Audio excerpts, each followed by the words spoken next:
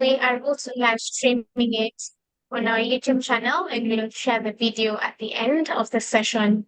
Um, my name is Rehema Kabare. I'm the Africa Programs Associate at GDPN. It is very lovely to have you here. I'll be your host for today.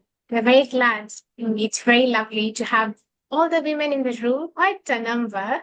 And I will now welcome our CEO, who's Peter Graham, to give us a few welcoming and opening remarks.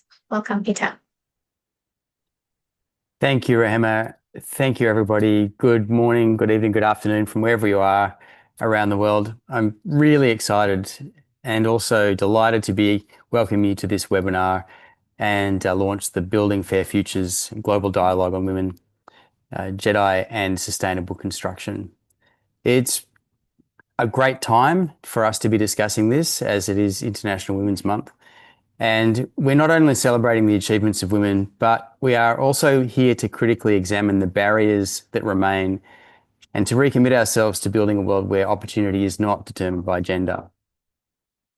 Now, in the building sector, we are at a crossroads. We are responsible for nearly 40% of global energy-related greenhouse gas emissions. And the trajectory of the sector in terms of emissions growth is going in the wrong direction. We're moving away from our zero emissions targets and the Paris Agreement goals. And there is danger and also opportunity in the fact that in rapid urbanizing economies across Africa and Asia, the majority of the building stock needed in 2050 is yet to be built. So the decisions that we make and the decision makers that are in positions of influence will really determine whether we lock in emissions and reduce our chances of tackling climate change or lock in solutions for generations. And to seize the opportunity to lock in solutions, we have to address with equal urgency who gets to participate in the transition. Globally, women constitute less than 15% of the formal construction workforce. And this is simply not just a matter of equity, though alone that would definitely be a reason to act. It's actually a matter of necessity. When we exclude half the population from designing, building and leading in building sustainably, we do not just perpetuate injustice, we actually slow the transition. So if we are to be on track for zero emissions, we have to be have halved the building sector emissions by around about 2030. And how are we going to do that if we don't have full participation in the workforce? And we need to have empowered women leading the charge. And GBPN, our theory of change, therefore, embeds justice, equity, inclusion and diversity. And we're supporting lasting transition through locally led, stakeholder-driven processes that build evidence, strengthen networks and create the conditions for government to adopt and implement ambitious policies that are on track for that decarbonisation goal. And we do this by working alongside government, local experts and community partners to co-create pathways that are grounded in local realities. We call this the bottom-up approach, and this ensures that policies we support are not only ambitious, but achievable, and that they reflect the needs and aspirations of all people. And this is precisely the philosophy that gave rise to Building Fair Futures Toolkit, an Equity First toolkit.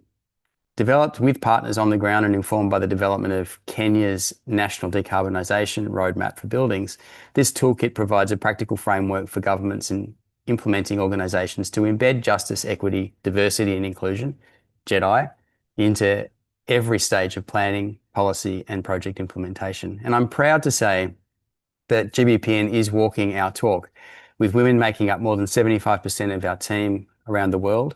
All of our country leaders are women and the majority of our global and executive leadership are women. So this toolkit is only just a starting point, and real change requires sustained investment in people, in partnerships and in pathways to economic empowerment. And so this toolkit is also launched in the context of our global initiative, She Builds Sustainably. She Builds Sustainably is a multi-country program which seeks to empower women to lead the transition to just, inclusive and sustainability in the built environment and the construction sector. We have this program running now in Indonesia and Kenya, and it's really about fundamentally redesigning the construction system so that women become leaders, innovators, and decision makers in the low carbon transition. And this is a really important moment for us. The window for action is open. Despite all of the geopolitical turmoil that's going on at the moment across our focus countries, Indonesia, India, Kenya, China, and other countries, there are many policy windows opening up that offer real opportunities for taking step changes. For example, Kenya has just launched the National Buildings and Construction Decarbonisation Roadmap. South Africa has a Just Transitions Framework and new energy performance regulations. India and Indonesia are strengthening building energy codes, and China's just released a 15th five-year plan which recommits to zero emissions goals and important building sector regulations. So these are real opportunities that we must seize. And at the same time, the construction boom is underway. So buildings that will shape emissions for the next century are being built right now. So there's an urgency here. And the urgency really is to make sure that we are involving everybody, empowering everybody, and particularly empowering women who are underrepresented in the building sector to drive this change forward. So in this event today, over the next 90 minutes, we're going to hear from an extraordinary group of women leaders, from UN Women, from African Women in Energy and Power in South Africa, from Mahindra Life Spaces in India, from the International Energy Agency, and from UNESCO, as they share on-the-ground realities, successful initiatives, and the persistent challenges that we still really need to overcome. So again, welcome to this webinar on the occasion of International Women's Month. Let's celebrate, but let's also act. The women who will build our sustainable buildings and cities are ready and capable and waiting for the doors to open. And it's our job, yours and mine, to ensure that those doors don't just open, but they're widened. And I would say many more doors open and widen as well, to ensure that once women step through, they have the support, the capital, and the voice to really lead. At GVPN, our theory of change is simple. When we invest in locally led solutions, when we build evidence and strengthen networks, and when we centre justice and equity in everything that we do, we don't just build better buildings, we build fairer futures. And that's really what this transition is all about. So really looking forward to hearing the thoughts, experiences, and lessons from our esteemed panelists today. And thank you very much for being part of the conversation. So let's get to work. Thanks, Rahema. Thank you, Peter, and thanks for reminding us that better buildings are not enough. We need fair futures.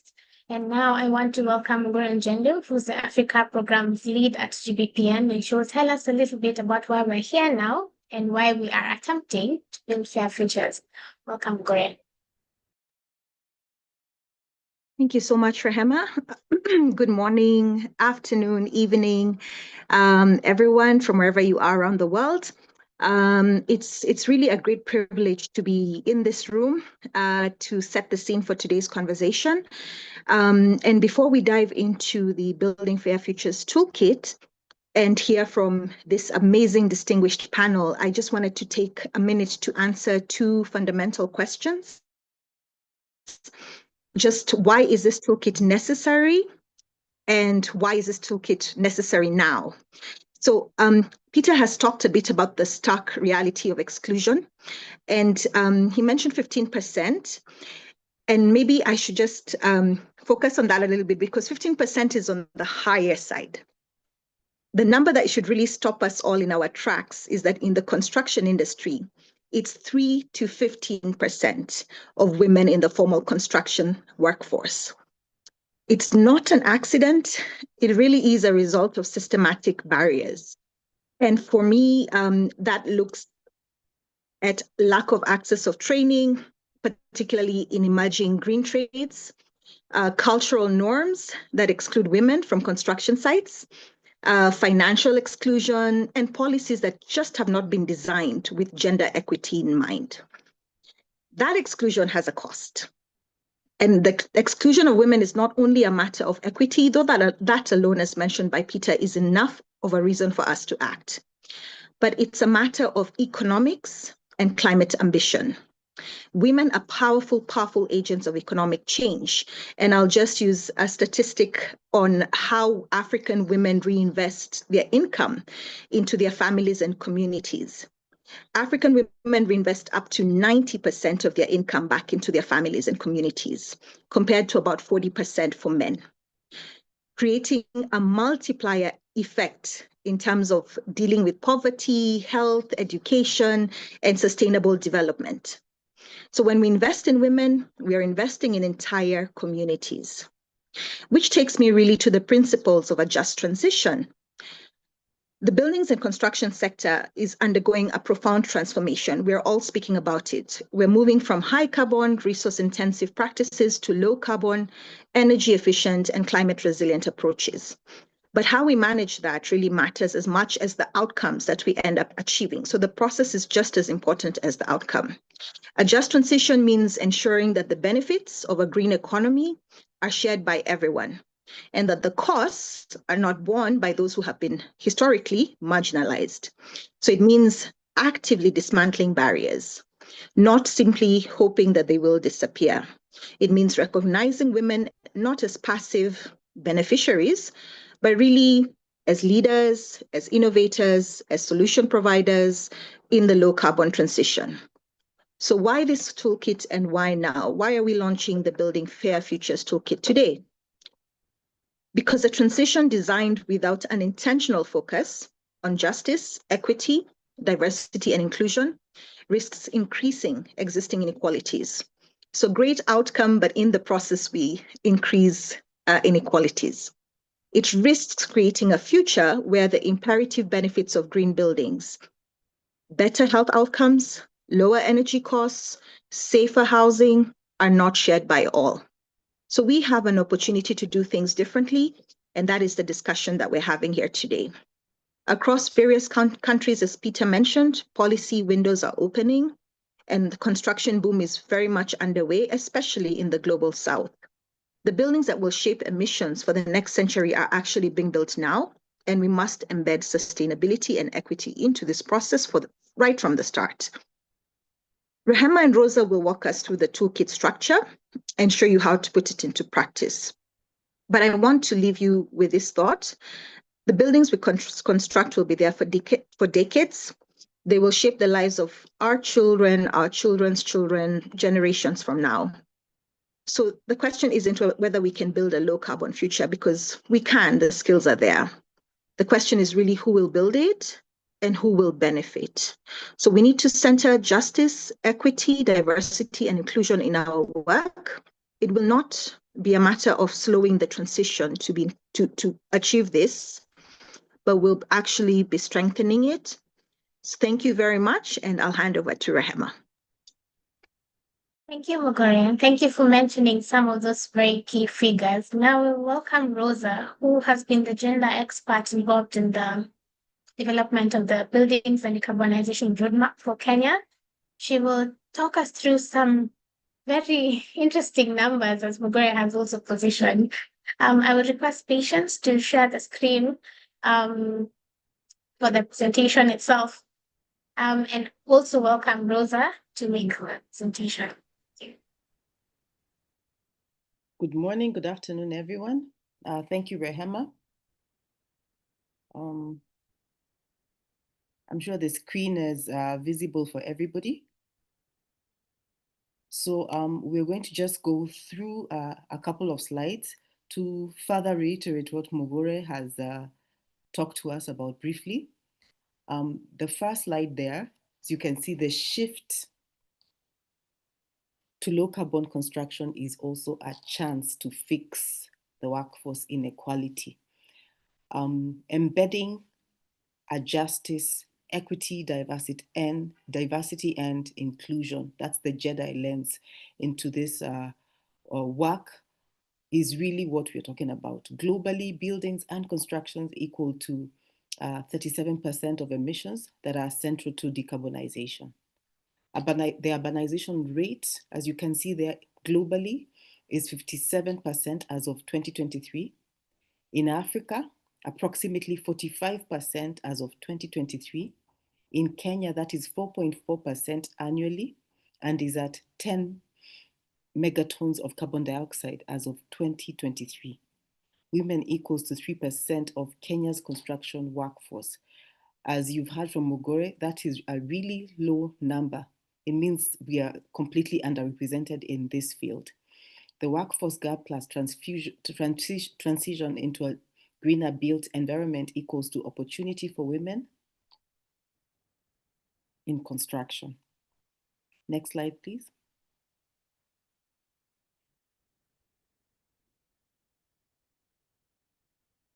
When we're looking at this project through the gender lens, we assessed a couple of factors, 6 of them.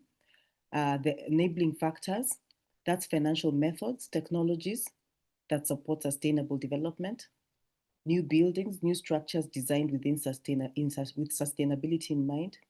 We looked at energy efficiency, that's implementing strategies to reduce energy waste. We looked at the existing buildings, retrofitting older buildings for energy efficiency. Spatial and urban development planning, that is planning and designing urban spaces for livability. And then building materials and supply chain sourcing, distributing eco-friendly materials. We looked at these 6 components with a couple of validation meetings with other experts, and we went through different different factors under each of the 6 components.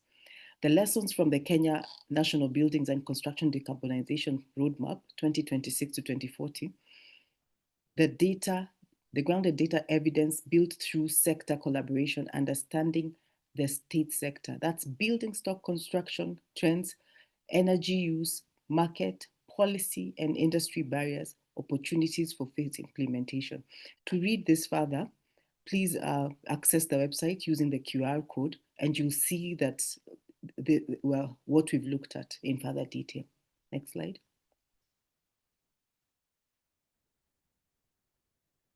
Now, the key findings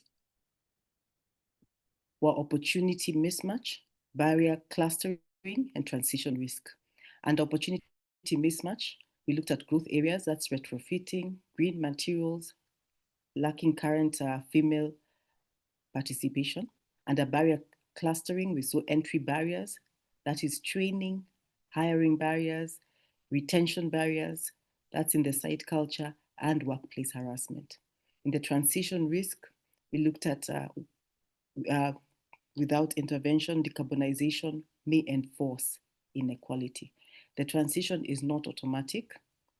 As we've been seeing, it's not automatic, it has to be intentional, and inclusivity is not something you assume. You have to be intentional about the numbers, you have to be intentional about people living with disabilities, you have to be intentional about women and men to actually achieve equality. The next slide.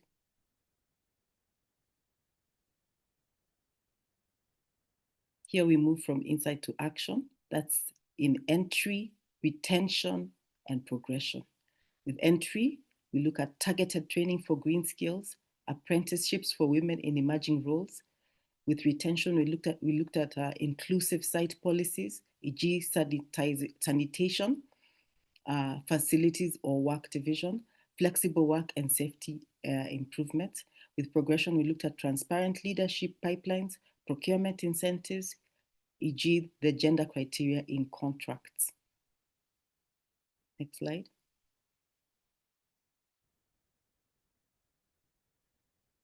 So here we say it again, if 50% of the population is missing from decision making, the transition cannot be called inclusive. So a decarbonization roadmap must work for everyone. We must identify stakeholders early. We must move beyond box ticking. We must integrate inclusivity expertise, and we must track who benefits using 4 criteria. That's affordability, safety, energy access, and employment opportunities. Rehema, I think that's, are we on the 6th slide or are you starting this one? Yes, thank you so much, Rosa.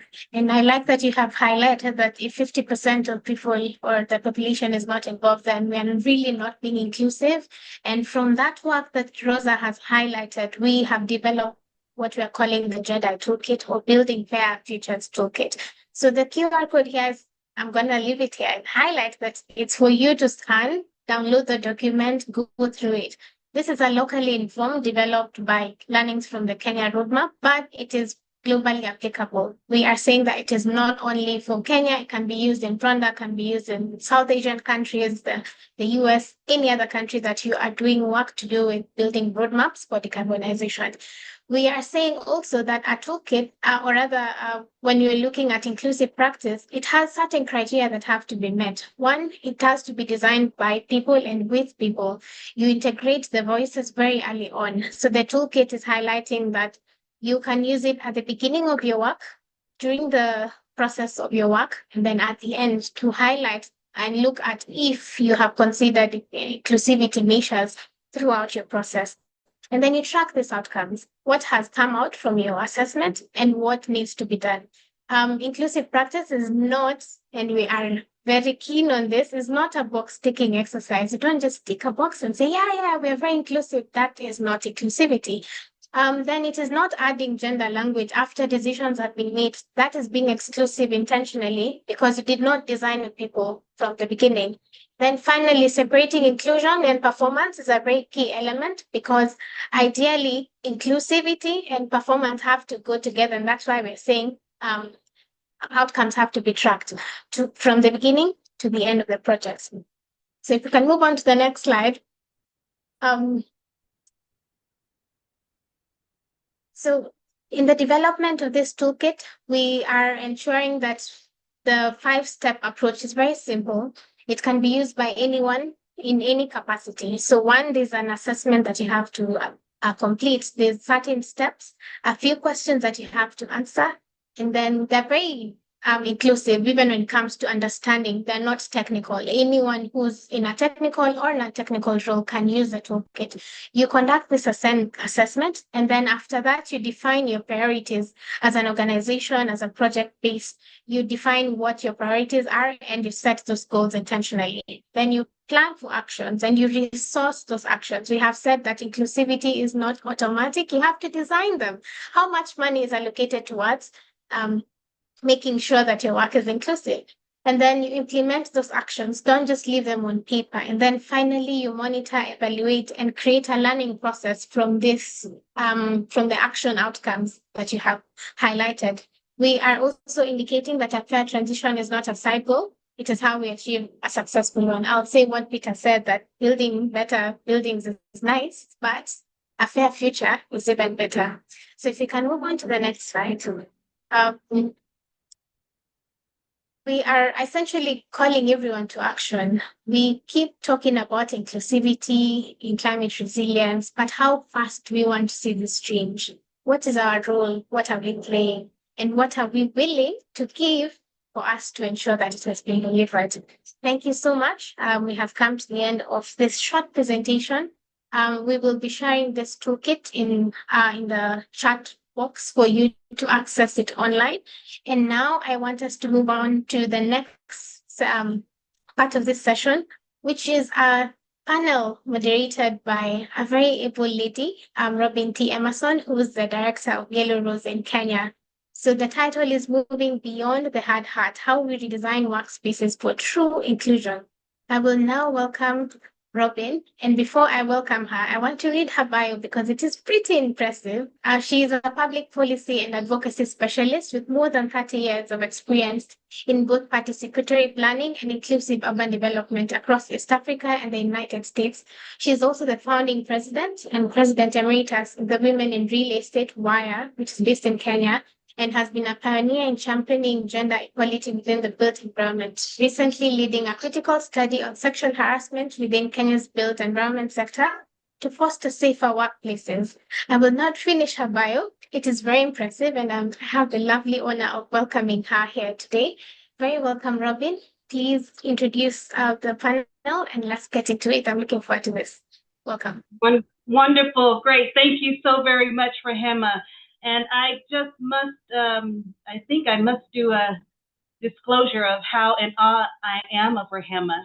She is someone I've worked with for quite a while, and I've seen her leadership. And thank you so very much, Rehema, for all that you do and everyone at the GBPN. So good afternoon to our colleagues in East Africa, and a warm welcome to our global audience as well. As Rehema mentioned, my name is Robin Emerson, and I am extremely honored to be the moderator of this discussion. I often describe my work as participatory planning, and for over 30 years, I have focused on how do we design our cities, how do we design systems that actually serve the people that are within them, both of them. And when several colleagues and I looked around rooms in Kenya, I mean boardrooms, I'm talking about construction sites, manufacturing areas, where the policies and decision-making was being done about 12 years ago, we got together and compared notes, and what it actually did is it confirmed our hunch. It confirmed a hypothesis that was shaping, that there is a profound lack of parity in the built environment. Professionals who were present, but they were sidelined. And that realization led us to co-found the Women in Real Estate Wire, and she is proudly celebrating 10 years this year. But today, we are here to participate in GBPN's Building Fair Futures Toolkit and its global launch. So kudos again to GBPN for this amazing step. And we're moving beyond the hard hat. That's what they've convened us to talk about. And this will be a session for confessions. Even I was wondering, what does that mean? What does it mean beyond the hard hat? And I thought about it a little while and talked with others and started to explore what might that mean.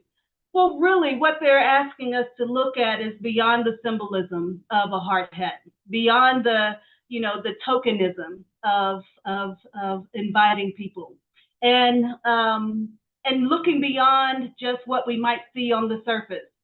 It's not a symbolic issue, and I think what came up in Rosa's presentation about intentionality, we need to really start to look at the symbolic power that keeps some of these systems as they are.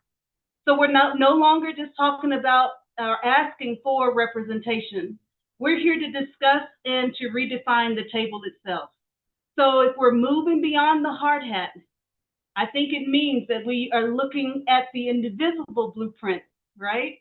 The financial instruments, like they mentioned, the procurement, those boardrooms, so that we can determine who actually leads and who actually stays in this sector. So just to give you a glimpse of how this conversation is going to go so that we can keep it engaging, and we're going to move through 2 rounds of discussion. And the first is we're going to perform what we're calling a diagnosis on the regional and sector-specific barriers. And then second, we'll pivot into some actionable blueprints, some tangible solutions that we can put to work right away. And then we'll open the floor to a cross-panel interaction before we do take your audience questions. So I am delighted also to be here with this panel. It's a powerhouse of a panel that's representing the entire ecosystem of change. So first we have Lu Qi Li, who's leading sustainable finance for UN Women China. Low-Key Bridges Investment Banking with Gender Responsive Infrastructure Finance. Bertha Delamini, President of the African Women in Energy and Power, overseeing 32 chapters across Africa. She is a global champion in integrating women in energy value change. Sangeeta Prasad, a seasoned board member and a former CEO with over 30 years of experience. Sangeeta advocates for coexistence and sensitivity in male-dominated worlds. Dr. Alice Ochanda from UNESCO headquarters. Alice comes with us with 30 years of experience in gender equality. And Alice, we demand that you ruffle our feathers here so that we ensure that women get their rightful place. Elspeth Hathaway, a policy analyst in the International Energy Agency, specializing in the labor dimensions of the energy shift and ensuring that transitions are inclusive and fair. So welcome everyone to a dynamic conversation with this illustrious panel. So let's dive right in and get into some diagnosis. Low-key, I want to ask if you can start us off. Let's start with the why and the how. How can we systematically integrate gender lens investing into mainstream finance to ensure funding flows equitably? Thank you so much, Robin, for the introduction and the question. And before I begin, I'd like to quickly thank Peter for setting the stage with his opening remarks, and Mangure, Rihanna, and Rosa for introducing the toolkit. Congratulations to the toolkit launch. And if my audio cuts at any point, please let me know and I can switch off my camera if needed. So before diving into the how, like you said, I'd like to briefly start with the why, because we can't fully answer how to integrate a gender lens without being clear on why it matters. So according to UN Trade and Development, achieving gender equality and women's empowerment in developing countries requires an additional 420 billion US dollars annually. But at the same time, closing gender gaps could unlock between 12 to 28 trillion US dollars in global GDP growth. So from an infrastructure and development finance perspective, this matters because when infrastructure investment do not take gender into account, we often see lower utilization rates, higher risks such as gender-based violence, and missed economic opportunities. So for infrastructure stakeholders, gender considerations in infrastructure projects are not optional. They're becoming mandatory requirements from your investors and financiers. And as Rosa presented, the financial instruments are a very important enabling factor. This is exactly where tools like JBPN's toolkit are very important because they help translate the why into practical frameworks that link financial decision making with how infrastructure is designed, delivered, and who ultimately benefits. So how do we scale this systematically, especially in infrastructure projects and development finance? So first, it starts with recognizing your institutional strategy and level of ambition. Because of course, not all projects operate at the same level of impact and scale. At UN Women, we often frame this along a continuum. So at the most fundamental level, so that's do no harm. It means making sure infrastructure projects do not create or worsen risks for women and children. The next level is empowerment, which is about increasing women's participation through jobs, skills, and access to resources. These are also the conditions that could enable more inclusive workplaces within infrastructure companies and projects. And the highest level is transformation, which is about changing the underlying systems and structures that drive inequality and beyond tokenism, as Robin, you have mentioned.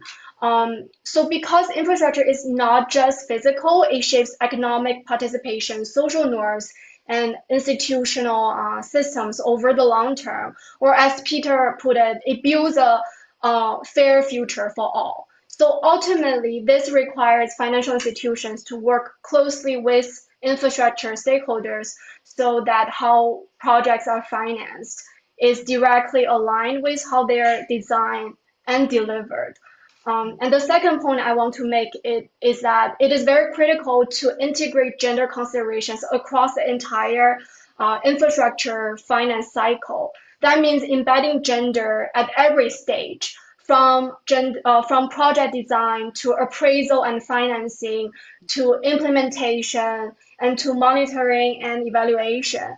That includes putting in place clear gender indicators so that progress can be measured, reported, and linked back to the financing decisions. For example, what we see in many transport infrastructure projects is that when gender risks, such as gender-based violence associated with labor influx, are not addressed upfront, it could lead to project delays, reputational risks, and additional costs.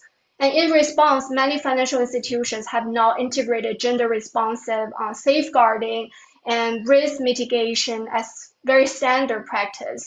And at the same time, there are also positive examples, such as infrastructure projects that integrate gender targets into their project procurement and employment, actually creates new opportunities for women in sectors like road maintenance and construction, which traditionally were male-dominated jobs. And to support this, there is now a growing ecosystem of practical tools. So from UN Women's side, we are also developing training modules for infrastructure stakeholders. Many of the points I touched up here, are also captured in the GBPN toolkit, which really highlights, how timely and relevant this question and this discussion is. I'll pause here, and I hope this offered, some useful angles and perspective. Thank you. Well, that's really great. Thank you so very much. I really appreciate the intentionality. And coming back to these toolkits, we'd love to get a hand on some of these examples that you speak about.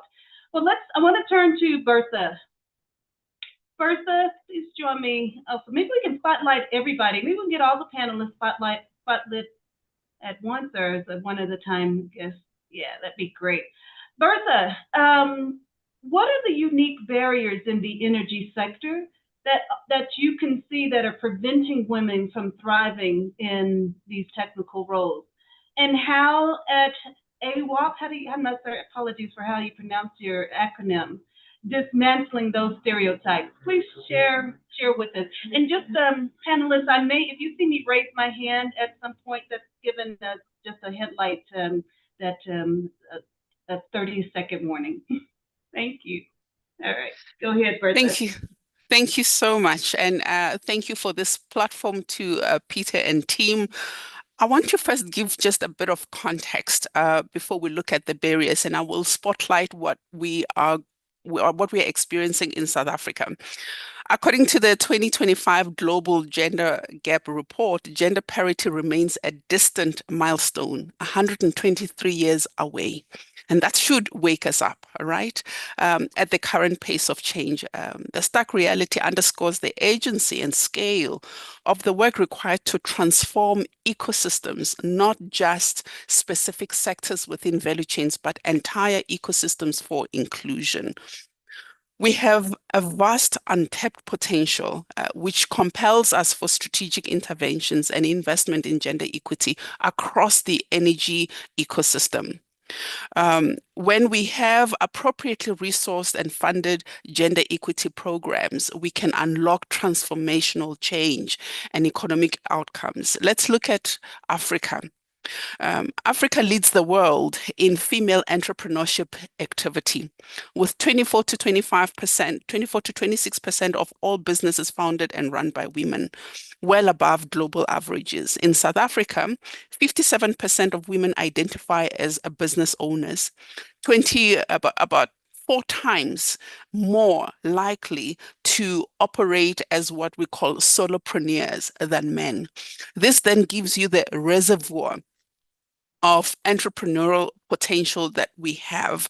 And it is also stated that 13% of Africa's GDP is driven by women. And if we unlock more women, we can actually see economic prosperity.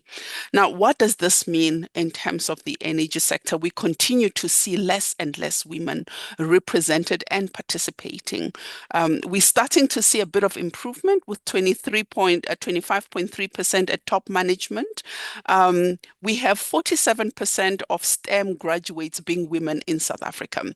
But in terms of actual operation or participation as entrepreneurs, those figures are limited.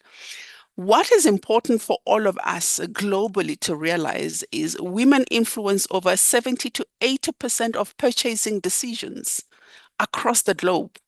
and they are set to control about 75% of discretionary spending. So this is not just a social call or a social imperative. It's really gender equity is really an economic imperative. So what are the barriers? When we look at the built environment, we are seeing in our country only 10% of women represented in the formal construction workforce and less than 1% on site in technical roles. We have a constitutional mandate in South Africa, the Broad Black-Based Economic Broad-Based Black Economic Empowerment Act and the Public Procurement Bill. And the president has mandated that public sector should procure 40% of its services and goods and solutions and systems from women. So government here is using its procurement muscle to compel the industry to execute gender equity. However, the uptake remains lagging. Why? There is lack of institutional capacity to address women's participation. What do we mean by that? Even though we have a ministry that is dedicated to gender, women, youth, and persons with disability, and that is the same across all 55 states on the continent, resources dedicated to those institutions, including quasi-government agencies to execute impact driving interventions are very limited. Often they start during Women's Month, and then everybody gets excited because all of us want to participate. We want to unlock participation for all. And when we have done the strategy, when we have invested the intellectual property and we need to execute, there's absolutely no funding. Lack of coordinated industry skills development programs aligned to industry needs. Not skills development because we don't see representation, but understanding the archetype of female professionals, female entrepreneurs that exist and that can be supported to participate meaningfully. We don't have coordinated programs. Private sector participation in building local skills, not as a compliance factor, but as a contribution to economic imperatives for developing nations. A lot of the energy space is owned by multinationals, whether it's services or products or equipment or solutions or systems. If we look at the electricity grid and we look at the energy efficiency solutions, all of them are imported into our countries. The need for public-private sector partnership for coordinated skills development interventions is absolutely deep. Looking at transforming procurement policies as a barrier. Policies exist for those who already have large balance sheets, those who can showcase track record across multiple geographic areas. Policies are not structured for first-time energy players, first-time construction entrepreneurs, first-time building energy efficiency engineers. And what do we mean by that? We do not mean an entrepreneur who just woke up and decided they want to be an entrepreneur. We mean qualified engineers and professionals that have come together to create a commercial vehicle to trade. When you assess the commercial vehicle according to procurement policies, the commercial vehicle will not qualify because it does not have a track record. But those who are within the commercial vehicle, who cumulatively possess over 100 years of experience in the very area, have got a track record, but they're not trading as individuals. They have just created a vehicle to trade. So transforming procurement policies means understanding how we create inclusivity practically in the market. Safety and facilities gap.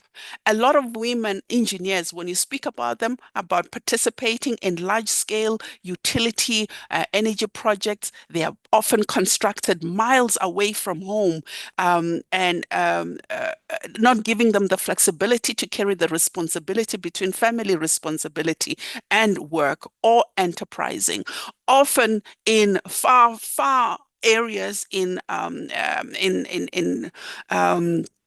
areas that are not properly resourced in terms of facilities that will cater, ablution facilities, accommodation facilities, even just PPE for women. Protective gear for women that is shaped for women. We are now only making inroads into those spaces. I have spoken about the track record paradox, limited access to technical mentorship. So I've only focused on on the barriers. I see my 5 second limit. But when we talk about mentorship, it's not only about saying Peter has experience. Peter can be matched with Bertha. What is Peter's professional archetype? What is Bertha's professional archetype? Is there a match between the two? So mentorship must be scientifically informed, not just as a social activity. What have we done as our WEEP? We have structured and bespoke skills development programs that addresses these gaps. And we advocate for the change of policy, directing where entrepreneurs can truly gain entry, where there's low barriers for entry. I'll park it there for further discussion. Wonderful. Great. Thank you so very much, Bertha. I like the archetype discussion. I think that that is so key and so important. I think we do have this one glob, if you will, and so if we can really package it and break it down, it would really help us to pinpoint some of the places where we can make some biggest impact. Thank you. And for sure, coming up in just a few moments when we come back, we definitely want to hear some tangible examples from you, Bertha. Okay, so Sangeeta, let me come to you, please.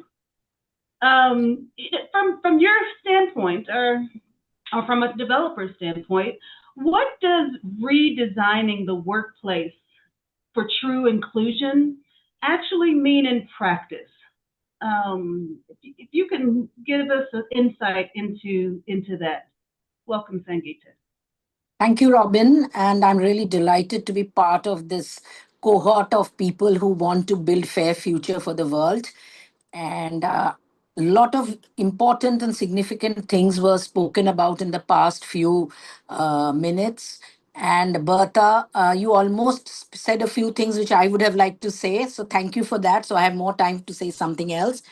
So, being a business practitioner, life is very mundane, but it is a day to day work where you find yourself. And I will share a lot from what I have experienced, what I have empathized, and what I have implemented, and world is implementing in India. One of the irony is that all around the world, the stats say the same things. You don't know whether to be happy or relieved or sad. I would be rather sad and angry on that. So, the first thing I'll share a very simple example. I have worked in the manufacturing and the real estate infrastructure sector. So, way back when I had got supposedly a position of responsibility, and the position was heading a division which was not in the corporate office. So I'm talking about 20 years back. And so my superior told me, Sangeeta, draw a game plan. You're one of the youngsters. We want you to grow and stuff like that. And here I go to my office and I don't see a bathroom for ladies. Because till then, manufacturing company, nothing to criticize, people had not even thought about it. So I remember very cheesily putting up that as one of my achievements. What I want to bring home is the fact, if the basic infrastructure is not right, then you don't think of doing something more esoteric and extraordinary. So I would like to say designing workplaces is first, it's like the Maslow's hierarchy. Do we have the physical, the basic infrastructure in place? And then, alongside that, because we have to jumpstart and accelerate the pace of fair future, we can't do it sequentially. So, how does the physical space, and I'll elaborate a few things, how does the physical space pan out? Along with that, what is the physiological space? Physiological space is about me as a person, my health, my mind's, my mental health, how I feel. And the psychological space is and an emotional space is, do I have a safe haven? Do I feel included? So, we talk about diversity and inclusivity in the same breath. And I remember in a panel, someone had told me, Sangeeta, diversity is about inviting everyone to dance. But I believe inclusivity, which is a step further, is me wanting to dance in that diverse audience. So, how am I creating physical, psychological, and physiological spaces which enable me or inspire me to dance in that space? It is not because I'm a practitioner, I want to dance. I don't want to just go to a party and smile. So, some of the things in physical spaces, obviously at sites, is about giving the basic infrastructure. Bertha touched upon it: accommodation, safe physical spaces when I need to spend my own time because of my medical monthly health. Do I have, therefore, the tools and tackles when I'm working to access facilities which enable me to do my work well? Then, and in same applies, do I have places where my baby can rest well? She has the space where there are people, infrastructure, so that I can go about nurturing my physiological and psychological space to contribute to my company's goals. There are many more, but I will not go to the physiological. How are there policies? Are there practices? And I talk about practices more than policies. And I'll give you an example here.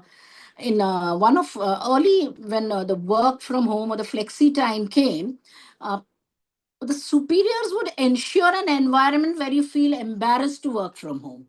I'm not talking about COVID and its imperatives. So, and it's still not gone fully. So, how do I create the physiological and psychological space of me working from home? And contributions have to be mandatory. I'm not saying there is a alibi for that. But how do I feel as a colleague that Robin, who's my superior, is not looking over my shoulder and thinking Sangeeta is working from home? Is she really working?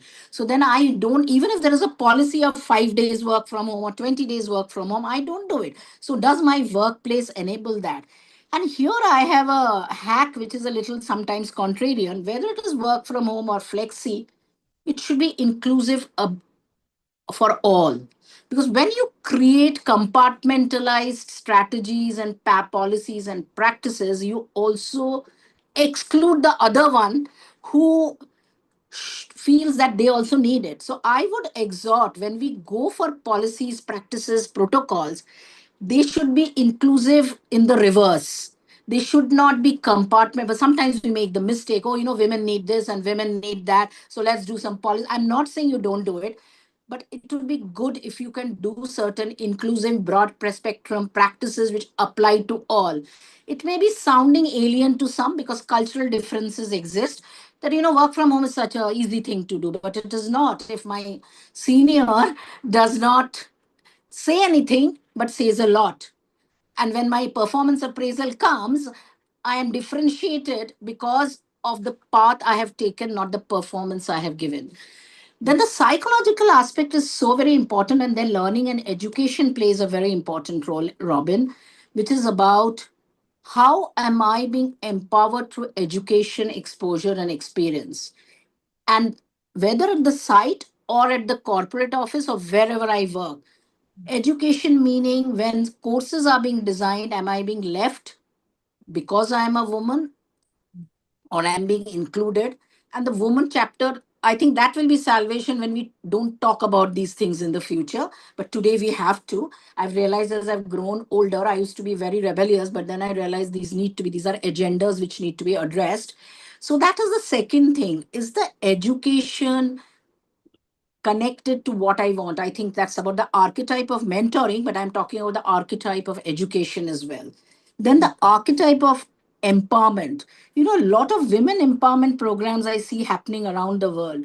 And tongue in cheek, I think the men need to be empowered for women to be empowered. So in those programs, I believe that, and I have tried to practice that, have the men in also, have the men in some parts of the module. Some will be exclusive to women, so that in those interactions, sometimes I've seen my men colleagues, they're not doing it deliberately. It is years and decades of how they have been conditioned. And frankly, in manufacturing and real estate and infrastructure, not many women have worked. So there is a certain business conduct which comes naturally. So how do you actually make a space which makes the men also feel comfortable of how to address you, how to talk to you? So it's very important to have inclusive programs. So I am a votary for inclusivity for all, because if you don't make the environment inclusive for all, I will not be able to dance because I won't have a partner to dance with. So these are some Oh, of that's the things awesome. I thought that in a workplace, and more of it as we progress. But I just wanted to conclude, can business ecosystems do it alone? And that's where a GBPN, I'm so happy that you are coming out with a toolkit.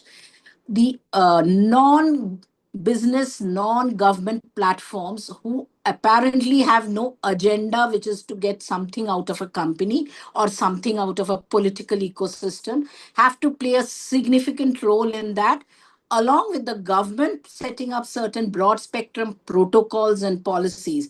So we are in it together.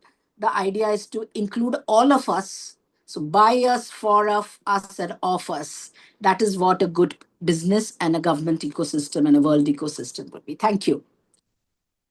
Wonderful. That's so great. Thank you for portraying that triangle so clearly for me. I have a new framework myself: the physical, the physiological, and the psychological. That's really great. Helped me to frame those three as well. And then I think as you talked about inclusion, inviting someone to dance, and then the other part of one feeling like I can dance, or and I guess, Sangeeta, maybe we can call that like the belonging side, and maybe it should be JEDI or something. We bring a B in, we bring a B into this, but because belonging is a critical part in all of this as well. So thank you, Sangeeta, for those contributions. If I now want to turn to Dr. Alice.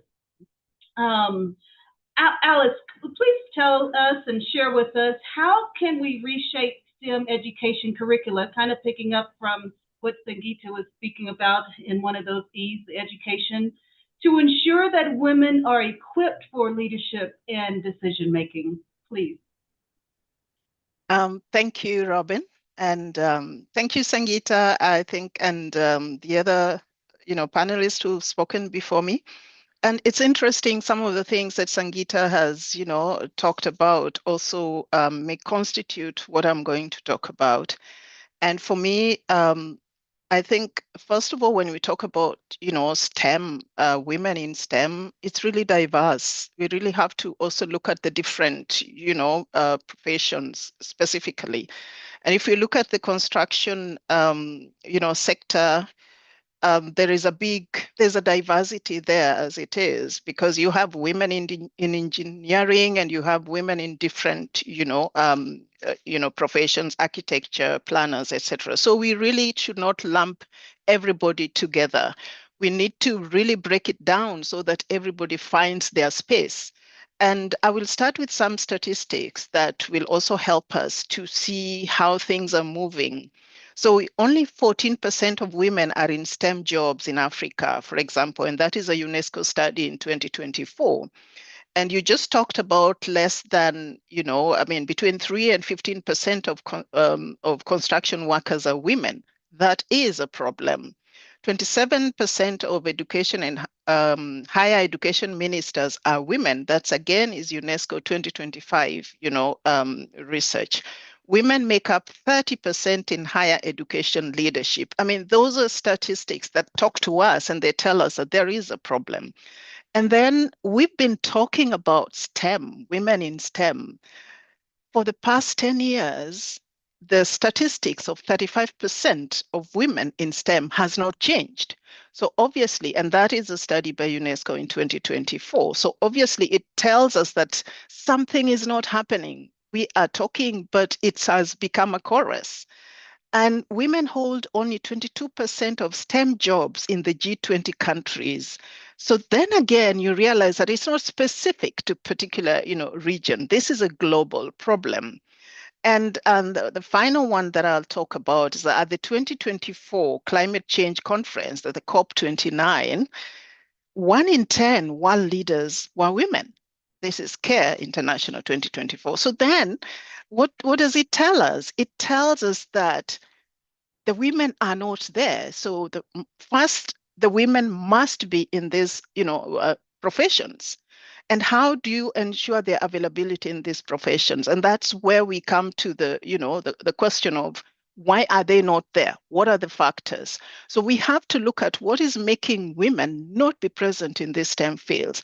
And one of the first one is actually the social factors, which we must address, whether we like it or not. We are part of a society as women and men, of course. And I like what Sangeeta said. Um, we have to dismantle the gender stereotypes. They are actually pushed by the same women, our mothers, our grandmothers, and our fathers, who really understand that that's what your mom is saying, that's what the society accepts, and therefore you cannot be in that. So again, you have issues at individual level.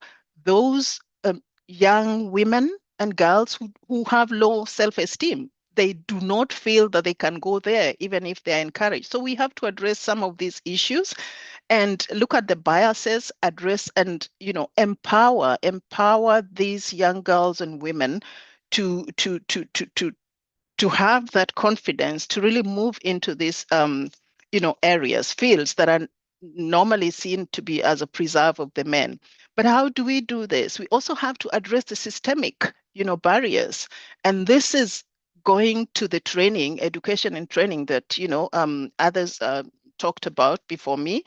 And Sangeeta also, I think, alluded to it quite strongly. We have to develop a culture of science amongst our children at a very early age, at the early, childhood level. We must make sure that these kids start to play. The inquisitive mind is actually provoked. They start playing with the sciences. And there is where they are going to identify, where do I want to go?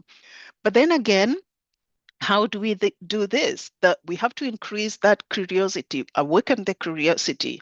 And then we have to ensure that the learning environments are gender friendly.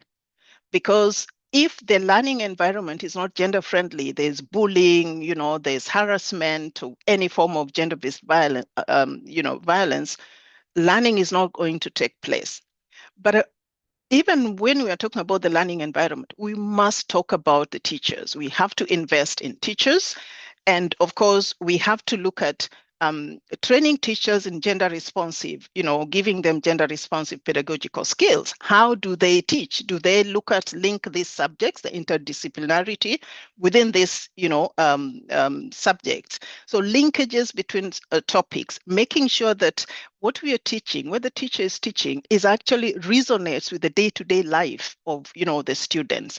And of course, looking at the gender differences, how they teach the boys, the girls, and the boys have different needs and different problems. So a teacher should be sensitive to that.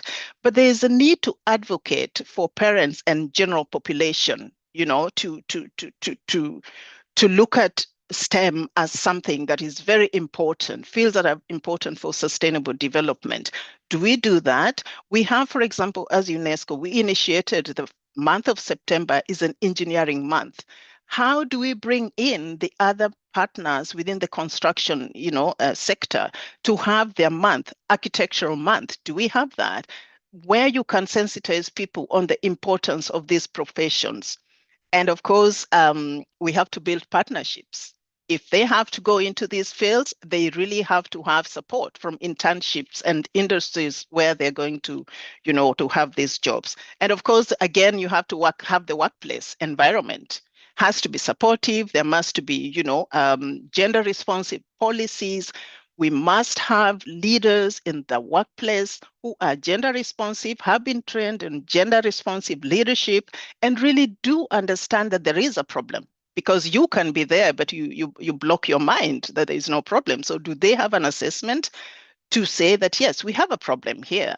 What do? We have to change. We have to make sure that there's zero tolerance to bullying, as I've talked about. And they must understand that, yes, they will mainstream gender across board, but not just mainstreaming for the sake of mainstreaming. They must track it, as you've said, also, in the toolkit. There must be a clear monitoring and evaluation mechanism, framework that is going to, track how they are moving into this and the results, and also what is preventing them from achieving what they're supposed to achieve. And lastly, there must be a deliberate effort to, bring the women and girls into the STEM space.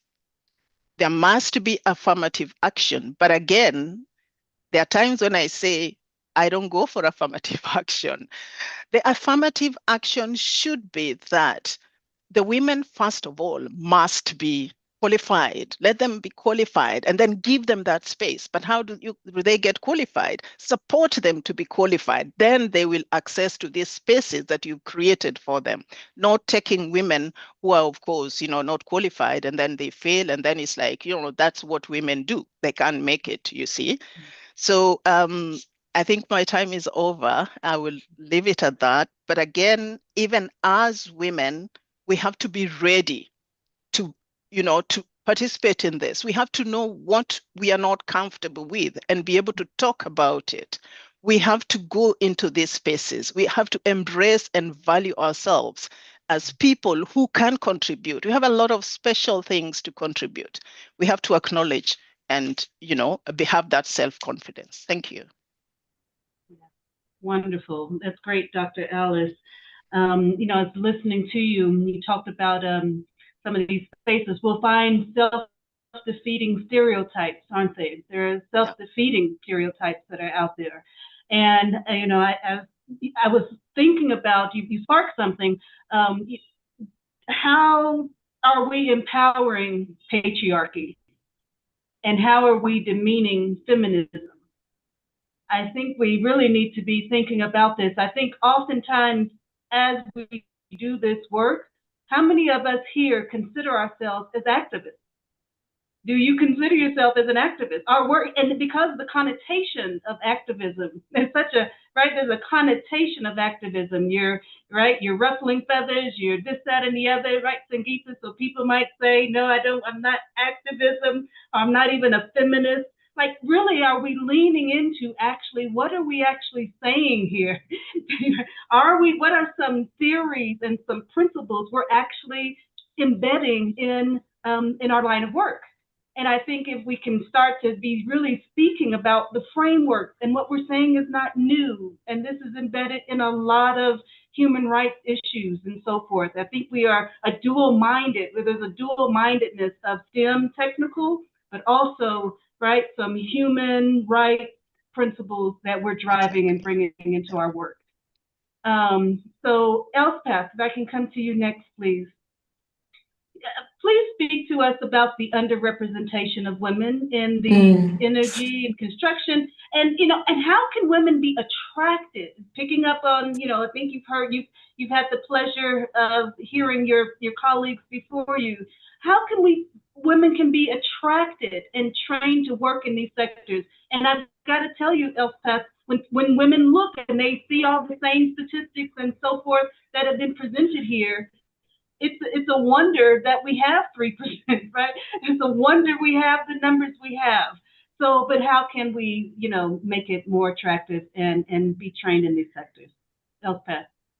Thanks, Robin. It's a really, really important discussion, and I'm glad to be here today with so many amazing female leaders. So indeed, what I'll speak about a little bit today is about our World Energy Employment Report that we launched at the end of last year, and focusing indeed on why it's important to attract and train more women into this sector, but also to ensure that these jobs are decent jobs, something that I'll come back to in a moment. So when we look at the energy sector, it's quite broad for us here at the International Energy Agency. We estimate that around 76 million people work in the sector worldwide.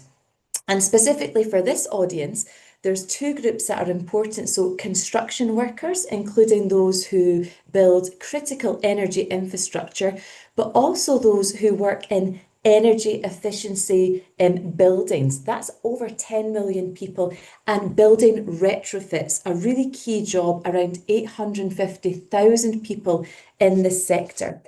And these sectors are growing, which is a good thing. But we also know that there's critical labour shortages across the board, across the world. Actually, when we surveyed energy efficiency employers, 72% said they're facing critical skills shortages. So we need more people.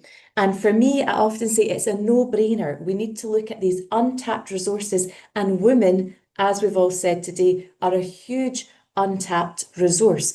Only around 20% of the global energy workforce is female. And as you know, when we look at construction, that drops down to under 10%. And when we look at critical technical roles, whether it's electrician, welders, pipe fitters, critical roles are in shortage, it can be 5%. So there's really this huge room for improvement. So how can we attract, train, and also retain women in these sectors, in the energy sector? And that's why I want to stress the importance of attractive jobs. So we know analysis shows us that job quality is linked to job attractiveness. And people tell us this on the ground all the time. You can have as much education available as you like, but people need to want to go into these jobs in the first place. So we've focused a lot on decent work. And then people would say to me, Elspeth, but what is decent work in the energy sector? So very simply, we decided to ask workers themselves. So we surveyed energy workers and trade unions and said, what for you is a key criteria for decent work? And the top three things that came up were fair pay, 90% fair pay, employment security. Informal work, as we know, is a big issue, more for women than men, and a safe working environment. So obviously we need to look at tools to improve this. For example, social dialogue. So employers working with governments, working with workers' representatives to ensure that we have safe, good jobs in the sector. And we also wanted to understand the barriers preventing women from entering education and training in the first place, something that Alice spoke about. So we also surveyed energy educators and asked them, what are you seeing on the ground? Why are we struggling to have more women in the sector? It won't surprise you what they said. The main barriers, lack of flexible working time arrangements, insufficient childcare policies, and limited access to mentoring programs. And this is often something we're hearing is the gap between training, ensuring that women enter the workforce and have career progression. But there are some good things out there. So there's different initiatives. I'll just highlight a couple. Initiatives looking at trades workers, such as the Chicago Women in Trades Initiative, Build Together in Canada, Australia Women in Trades Roadmap, but also in emerging and developing economies in the Côte d'Ivoire. They're looking at this gender-sensitive vocational education and training to make it safer facilities, looking at scholarships and mentorship focused on women. And in Uganda, they're looking at flexible training, also really important, and looking at recognising previous skills to allow more women to have skills recognised to enter the workforce. And the last thing I'll say is the importance of safe and inclusive working environments. Many people have spoken about this today. And again, looking to make sure that we have formal, decent work for women, that's really important. Opportunities for career development and these safe spaces. So I know, for example, in Pakistan, the National Energy and Water Authority looked at providing free childcare, but also free, safe public transport for women and children. And they found that that really increased the retention of women, which is obviously a good result. So key takeaways, there's a shortage in the sector. Women are an untapped resource, but efforts need to be made to both attract, train and retain women in this really important sector. And I'll leave it there, Robin. Thanks. Okay, great, wonderful. Thank you so much, Elspeth, for that. Let me see here. My thing was just about to tell me to raise my hand. Well, just listening to you, I was happy to see on the slide that Rosa presented, there was a picture there of some women with Build Her, that are some artisan women in Kenya who are skilled on many different tools. And one of them, Elspeth, is in solar panel installation. That's one of the areas that they are being trained on. So you might want to look them up as well. But this quality of job aspect is very key. And one of the things that I've been speaking about the sector is that in Kenya has also a commitment, Bertha, that 30% of women get public procurements. Now, the challenge with that is that traditionally, and this is where I'm coming back, Alice, to patriarchy and the way we frame things, is we talk about male-dominated sectors. We're framing the center, right? We're centering men, if you will. Nothing wrong with that, Peter, but we're centering men. But those women that get those procurement jobs are on a low capital procurement, right? Low capital procurement, nothing wrong with that. But what we know is that how we move up in the economic ladder is in the larger capital procurement jobs. And we know that men, for the most part, if I can bring this in, everybody, huddle in, that when men go and get those large capital jobs, they go and earn more money because money begot money. And I hate to tell you, ladies and everybody in attendance, that's what comes back even into our political sphere, because then that money starts to come back into the shaping of society. Who's going to run? Who's going to have the capacity and the will to go and shape policy and so forth? We have to bring this whole full circle that is a great way that people move up in society and they go make an impact because you have greater income, you have greater contributions. And so I just wanted us to see the full picture of this, that we want to be able to earn more so that you are, just like others have said, you are contributing back to society, but that you are also now in a position to go and impact and legislate and have a better view about some of these policy issues. So we're now going to do the round. Alice, we're going to come back to you for sure. Let's do just a round robin, you could say, of some actionable solutions, okay? So just if we can take a quick round here before we open it up to discussions and even some cross-panel discussions. But maybe you can do it inclusively so it doesn't have to come back around. But low-key, I'm just going to come back to you just quickly.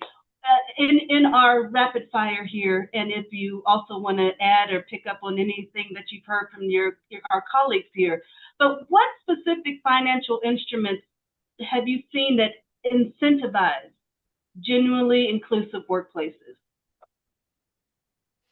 Yeah, thank you, Robin. I'll quickly touch on two categories of gender-responsive financial instruments. Then I want to also reflect a little bit on what other panelists have shared. The first type of financial product is sustainability-linked financing. This can take the form of a loan or investment, equity investment in a construction project, let's say, and where financing terms improve when certain gender targets are met, such as increasing women's participation in leadership or the overall workforce. And the second type is gender bonds, where the capital raised by a company is specifically directed towards gender responsive infrastructure and services. And on the side, another thing just come up to my mind is more microloans to women-owned and women-led enterprises in the construction sector. And I know many participants today are from infrastructure implementing organizations. So one takeaway here is that when companies make gender equality commitments, it can also unlock access to capital or more favorable financing terms. And with the time remaining, I also want to reflect on what many panelists have mentioned. That is in the angle of mechanism of ESG practice and disclosure. This is not a financial product, but I think it's also a very powerful driver of inclusive workplace practice. I really like how Sanjita framed it as inviting people to dance. So how do we invite the private sector to dance with us? And I think sometimes just laying out the business case alone is not enough to drive institutional commitment. It's also important to have upstream policy stimulation. And across global markets, companies are increasingly required to mandatorily disclose gender-related indicators through ESG or sustainability reporting. And stock exchanges in different regions are introducing board diversity excitations. And impact investors are setting gender-related performance requirements as well. So if we look at good practice, what good practices will look like in the infrastructure sector, I think it aligns with 4 pathways: leadership and decision making, infrastructure, employment, entrepreneurship and supply chains in the infrastructure sector, and also women in governance of infrastructure and also services. And I'll pause here. I'm happy to answer any questions after. Thank you. Wonderful. That's great. Really great. Thank you. I saw a lot of people picking up their pen on those 4 things. It's just really nuggets. So everybody, just please, I hope you get the recording of this and share it with others. It's a lot of good information to dive into even after this discussion. Bertha, Sure. you shared share with us maybe just an example, an exact example of where intentional procurement has enabled women-owned enterprise. Can you share with us 1 or 2 examples? Sure. So I'll share with you 2 things. One is to support what Miss Alice was talking about. We have a Just Energy Transition Skills Development Program. We have a program for utility professionals who drive the procurement of energy product solution systems and services. So we teach them on what just energy transition is, policy regulation, the construct of value chains, and grid management and stability, because that is inherent in just energy transition. Now, and also how they can use intentional procurement to transform microeconomies within the counties or the municipalities where they operate. So that's one. Once they've prepared the market, we need entrepreneurs that are ready to capture the opportunities. So we've got a master class for entrepreneurs that teaches them on the policies that open the market for participation, teaches them on the construct of value chains and entry points that presents the lowest barriers to entry, teaches them on project financing. So Ms. Lee spoke about the type of financing instruments. The gap we see is that we don't have project preparation support for entrepreneurs, which costs a lot of money, and it's above the micro lending ticket and below the project financing ticket. It is a middle black hole where entrepreneurs, especially women with no collateral, with no balance sheet, are stuck. So we teach which other financing instruments are available to enable them to, and that is a gap. We don't have enough financing instruments designed for the continent, designed even for South Africa. We are stuck in that middle. Right. So which procurement processes have worked?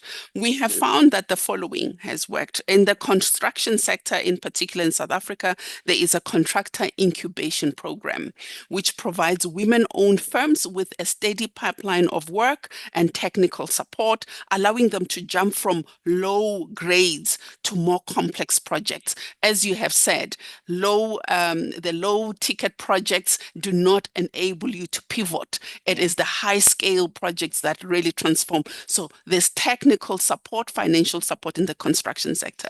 The other is collaborative bidding. For the very untransformed sector, what has worked is there is a South African Women in Construction organization that have successfully used cooperative model where multiple women-owned SMMEs subcontract into a single large job. So it gives them operational exposure, and it gives them the ticket that they can serve. It allows them to share resources and build collective track record. So those are the successes. The gap that I want to emphasize on is funding.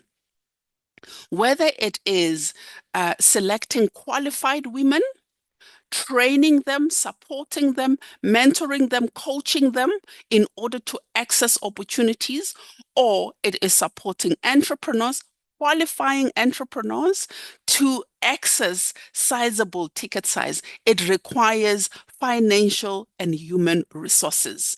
And that is where we have a black hole, because that is not where you can get a return on investment in cash. The state, the society will get a return on investment in capacity participation, which enables the marginalized to economically contribute. And that is where we need to innovate solutions. And that is where we need private public sector partnerships where grants, blended finance products can be used to scale women from entry phase into sustainable participation. And that's what I want to contribute at this point. That's really great. Thank you, Bertha. I just want to acknowledge that our host has told us that we probably have 3.5 minutes. I'm not certain if this Zoom will disintegrate at that time or what actually happens. But I hope that you can indulge us to allow the last 3 panelists to share their rapid fire before we do close, if you would please. But I think, and if I can just thank you very much. If I can point to, this has been one of my points, Bertha, as well, and Peter, as you move in those circles of donors and people that are funding, we really need more money given to these points that Bertha has brought up and everyone else. It's not, there's very few development partners that are giving money to this part here. And I can give kudos to a couple of them. GIZ, they have supported WIRE on the sexual harassment report. So that's the underbelly of our work that I think that the development partners are missing out in urbanization so fast in Africa and other places. But it's not just the physicalness, it's the underbelly of this work that we really need more people giving money to. So I probably am not supposed to give interventions because I am a moderator, but I will come to Sangeeta. Sangeeta, if you could please briefly share with us the single most governance metrics that you would give a board that can adopt this JEDI accountability. So I would look at a matrix, but across hierarchies, because the numbers are different across hierarchies, as we all know. People come in, girls come in, and then they don't turn into adults in a company. You know what I mean? So they kind of somewhere lose their way as they come in. So I would look at first, depending on the maturity of the company, the metrics of the percentage participation as a top line metrics, but across hierarchies. And that will determine my roadmap for what I would do for future. And this should be integrated into my balance scorecard for the company or the business. It can't be a parallel somewhere with HR kind of metrics. I want to enunciate this very clearly. It is like a market share or a profit or a turnover or your customer satisfaction. It is as important as that. And I leave it because I know there is less time. No, but that is, you cut right to it. I think that is so important. And I think, Sangeeta, if there's a push and a pull there, isn't it? It's a carrot and a stick, because we need more people looking at that on the balance sheet and asking about it, isn't it? I think we need more people asking, what is your JEDI, if you will, scorecard or reading? And that kind of incentivizes people showing it and putting it out there. Alice, what indicators would you say is a measure of an institution moving beyond tokenism to true systemic change? I would look at, I think the indicators that we would expect to see would be first, existence of a gender responsive leadership that understands that there's a problem that needs to be addressed. And of course, with that, then they would be in a position to push for, gender responsive policy or action plan that would actually encourage, the participation of women within the different, spheres of the industry, but also promote the leadership, that is expected. And of course, lastly, I would look at the number of women in leadership or decision-making, positions. and who are also in a position, embrace their profession enough to want to be role models. Because again, role models with a passion. Not everybody can be a role model and not everybody can be a mentor. And lastly, I would go back to what Sangeeta had said, which is really, really important, that I would look at the engagement of the male counterparts within that particular sphere. Because as you talked about, the policies, who are the policymakers? These are the men. So we must talk to the men. They have to be our advocates. Don't talk to the converted. We are all converted. We know what we want, but they don't know. And they will say they don't know. Let them sing your praises. And of course, you will see real change. Like we have Peter here, and can we have like 10 Peters? Then we are good to go. Yeah, really great. Thank you. Thank you, Alice. And Elspeth, if we could hear from you, what about meaningful engagement of local communities? What does that look like, and especially in large-scale projects? Thanks, Robin. And Alice has set me up really nicely, because the thing I wanted to mention was indeed indicators.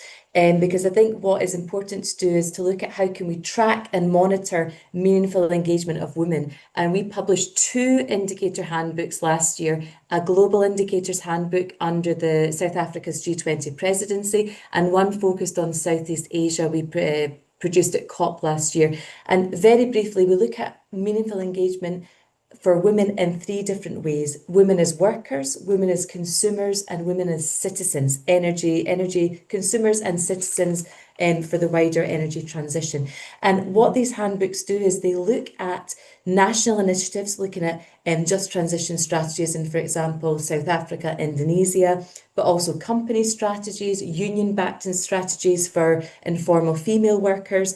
And it's looking at the quality and the quantity of engagement. So looking at things like wages, gender pay gaps, the percentage of women who are involved in decision-making bodies. So I think that's what I'd leave with, is data is useful. It can help track and train progress, and that can also help look at where are the issues, where are we lagging behind, and how can we make improvements. So they're on the website. I encourage you all to check them out. Great case studies from across the world, noticing that every country is different and everyone's at the different part of their journey when it comes to the clean energy transition.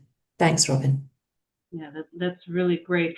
And perhaps, I don't know if everybody has a link or something, all of us panelists and so forth. Maybe we can put it in the chat as before we close, to make it easy for our guests to attend. And I don't see any questions in the chat. We didn't actually say that you could do that throughout. But I presume before we close, we can see if there's any questions that are there. And I'll just start by closing, and then we can see if there's any to respond to. But I want us to just remember this one thing. This conversation has been a masterclass itself, I think. We could be here. Mugure, please feel free to welcome us back regularly to keep this conversation going. I think we brought out some very key points that really need to be discussed in an honest and earnest way. And let's measure this. How can we measure what we're seeing and start to have some more cross-sharing and learning? I definitely have taken many notes and have some homework for myself as I come out of this session. So remember, we're moving beyond the hard hat. Thank you for the framing of that. This is a shift from individual effort to institutional accountability. So it's not enough for a woman to be on a site, but is she welcome to dance? Does she feel free to dance on that site? Yeah. The system must be designed for her to thrive, for her to lead, and for her to innovate. So we've shared the blueprints today, and now we need the action, everyone. So again, I'm directing everyone to that toolkit for your specific point of entry. Investors, go see the high cost of exclusion. That's on page 12 in that toolkit. Developers, go and review the recommendations of workforce operations. That's on page 24.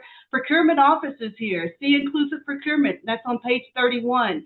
Institutional leads, use the accountability mechanisms. That's on page 40. So change only happens when we stop asking who's allowed in the room and start to get in and design that room itself, okay? So thank you again to my panelists. My life has been enriched these last hour and a half. My life has been enriched. I'm encouraged. I'm sparked to get out there and do some dancing myself. And more especially, thank you, Global Buildings Performance Network, and over to Kavya for her final remarks. Thank you, everyone.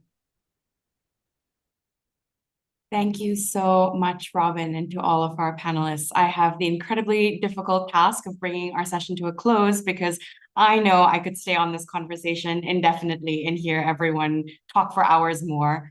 But nonetheless, as the Global Networks Manager at GBPN, I'm always looking at interconnections between people, skills, and solutions.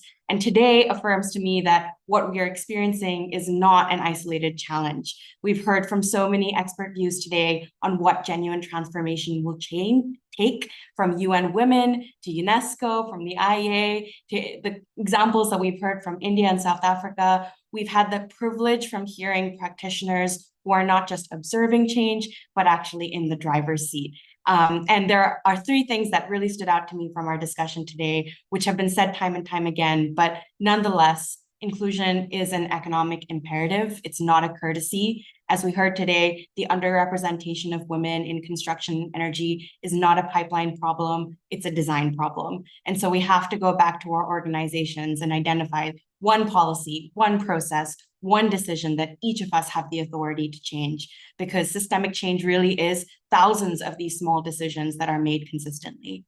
The second is that measurement is the bridge between intention and accountability. So commitment to JEDI without metrics is just good intention.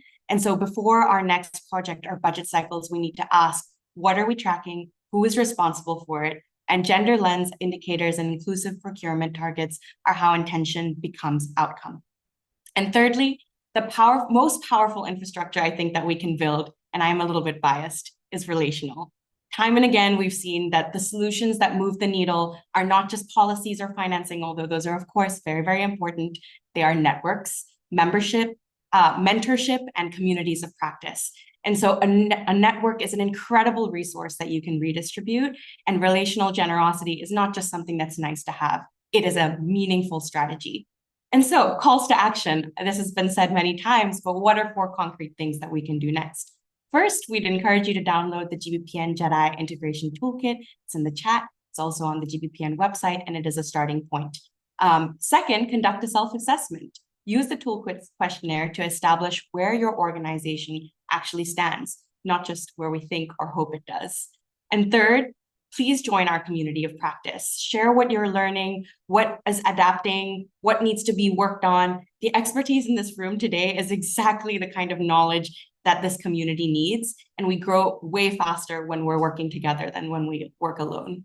And finally, partner with us. We would love if you could be a part of the She Builds Sustainably initiatives and our capacity building programs, and the door is open, and we're ready to dance, and we would love to dance with you.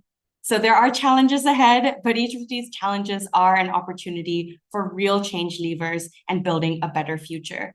This is not going to happen automatically, as we've discussed at great length today. It has to be designed, and each of us have a role in making that happen. So once again, to our panelists and to our incredible moderator, thank you for your generosity, your expertise, and most importantly, your vision. That North Star is where we are going to be moving swiftly towards, and we hope that everyone here is inspired to build something a little bit better. Thank you so much.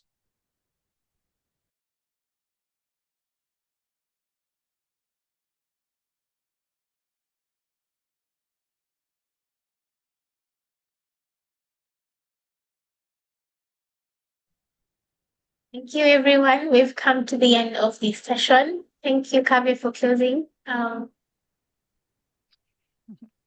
Thank you, and thank you for all the comments coming in. Thank you. Thank you so much. Thanks, Thank everybody. That was you. really inspirational. And I know we finished the official session, but just to say with the points on funding, part of the point of really establishing She Builds Sustainably is to create a target for that. So we can draw together all of these amazing organizations that are already working so hard in the field and, offer an aggregate impact opportunity for philanthropy. That's what we hope to do. So let's keep, as Kavya said, with the community of practice, let's keep engaging, because I think, we do need to work together as consortia and educate donors as much as target funding opportunities together. So we're really open to that, and I look forward to that. How do we get in the SHE field? How does one get in that? Yeah, I think, well, excellent question. Great. Yeah, great question, Kavya. I will collaborate with Rehma on this, but I think we are going to be setting up a proper mailing list and or some other more interactive two-way platform so that we can continue the conversation. So stay tuned. We are still figuring out some of the mechanisms, but you will not be left out. All right, sounds good. Thank you, everybody. Great job. Thanks. Thank you. Well done, Robin. Thank you all so much. Thank you so much. Well done, team. Bye-bye.